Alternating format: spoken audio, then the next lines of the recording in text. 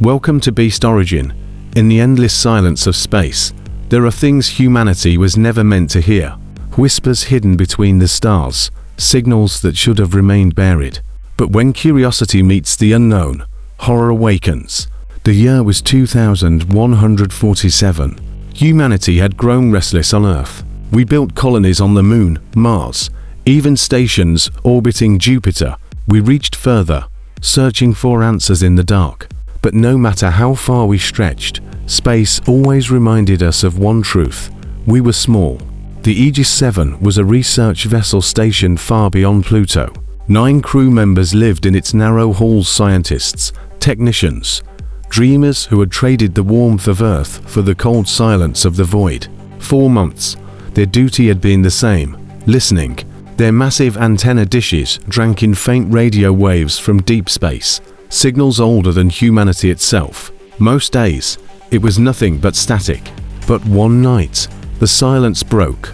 A rhythmic pulse cut through the noise, repeating, steady, almost like a heartbeat. The crew froze. Then, hidden within the distortion, came a voice, weak, broken, human.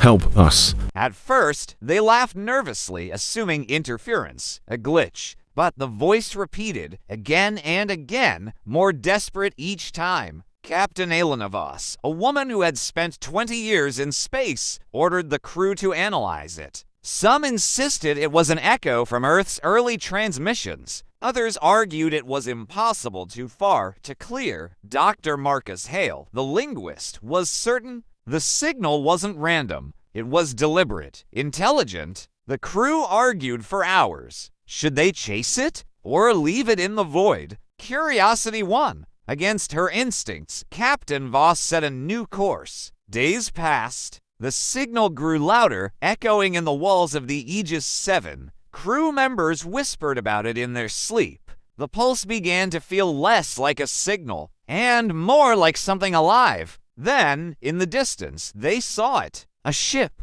massive, derelict, rotating slowly in the dark. Its surface was scarred with holes and strange metallic growths. No lights, no power. Yet the heartbeat of the signal came from within its walls. They docked. They entered. Inside, the air was thick and stale, untouched for centuries. Their footsteps echoed through endless corridors, lined with symbols etched into the metal. Symbols no human mind could understand. In some places, the walls seemed to breathe. Then they found them. Human remains. Bones shattered, fused into the alien metal. Some looked like they had melted into the walls themselves. Fear grew, but Hale pressed on. He swore he could hear the voices clearer now, whispering through the ship itself. Help us! Help us! At the heart of the vessel, they found the source. A massive, pulsating core. Metal and flesh intertwined, veins glowing faintly.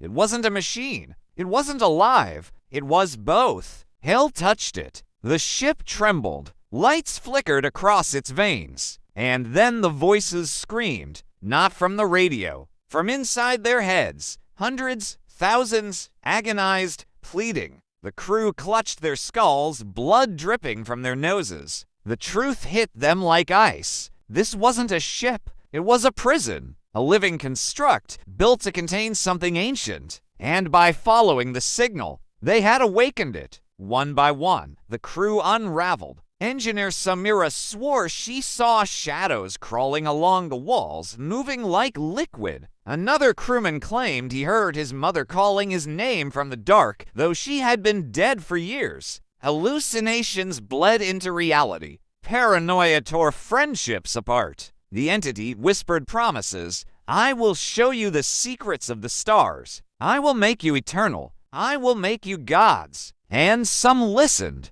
Hale was the first to break. He began muttering in a language no one understood. Strange symbols appeared on his skin like scars being carved from within. He begged the others not to resist. He said the entity was not a curse, but salvation. But Captain Voss saw the truth. The voices crying for help were not survivors. They were bait, echoes of explorers who had come before. The ship lured them, consumed them, used their voices to call more victims. Soon, the derelict ship began merging with the Aegis-7. Metal tendrils slithered into the research vessel, fusing steel with flesh, machine with bone. The two ships became one monstrosity. Crew members died horribly. Some were torn apart by shifting walls. Others vanished into shadows, their screams echoing until they were silenced mid-breath. At last, only 3 remained. Voss, Hale,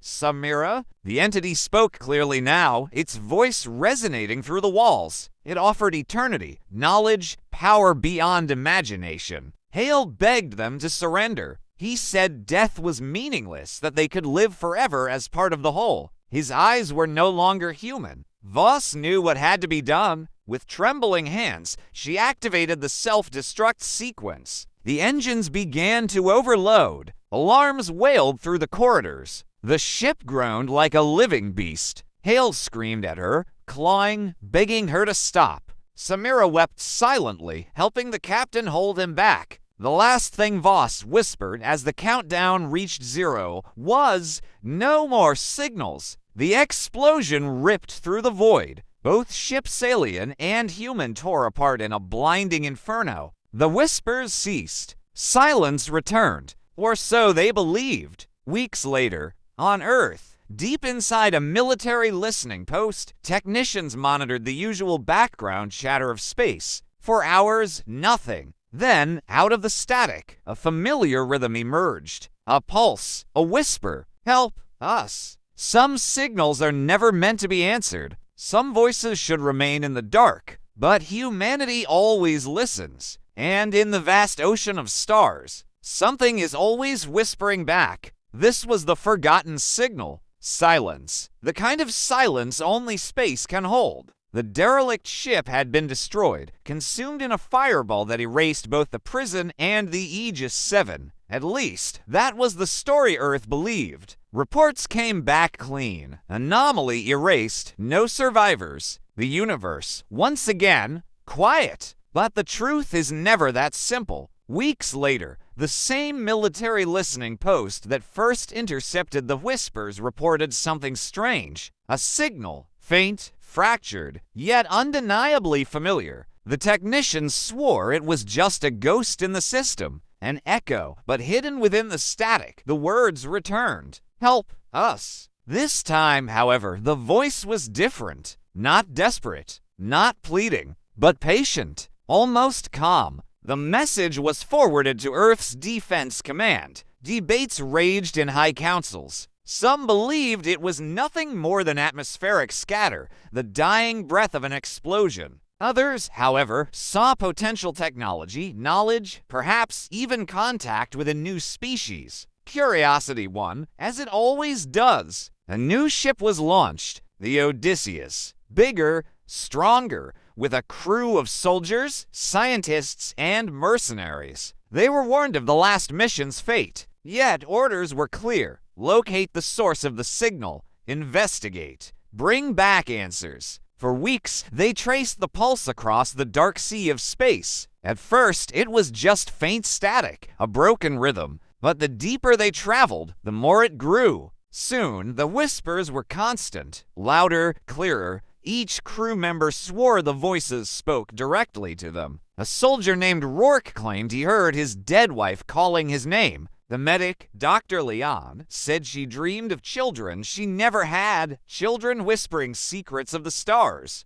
Even the hardened captain of the Odysseus, Jonathan Cale, confessed privately in his logs that the voices knew him, his fears, his sins, his hidden desires. When they finally reached the coordinates, what they found made the crew's blood run cold. Floating in the void was not debris, not ruin, but something impossible. A shape, vast, twisted, growing. It looked like wreckage at first, but then they realized the alien prison had not been destroyed. It had rebuilt itself. Pieces of the Aegis-7 were grafted into its walls, fused with alien metal. Human technology, human memories, now part of the living structure. And from its core, the signal beat stronger than ever. Docking was forbidden. But curiosity is a poison. Against direct orders, a boarding party entered. Inside, it was worse than before. The corridors were different, shifting as though alive. Where human walls once stood, now there were faces half-formed, frozen in expressions of terror, as though the ship had captured the very souls of those it devoured.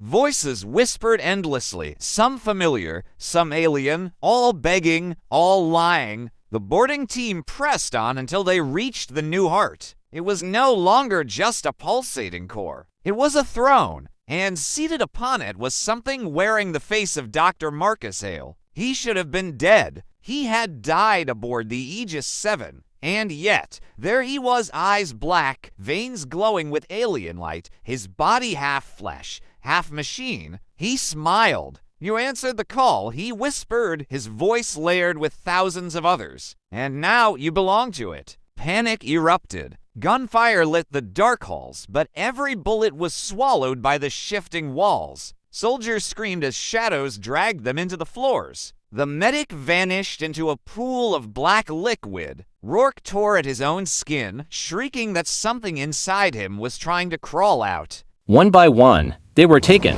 Captain Cale and a handful of survivors fled back to the Odysseus. They fired thrusters, desperate to escape, but as they pulled away, tendrils of living metal lashed out, piercing the hull, binding the ship. The alien prison had learned it was no longer content with luring explorers. Now, it was hunting, expanding, growing. Cale managed to send one last transmission before the darkness consumed him. Earth. It's not a signal, it's a seed, and it's already spreading. The message was cut short. Silence fell once more.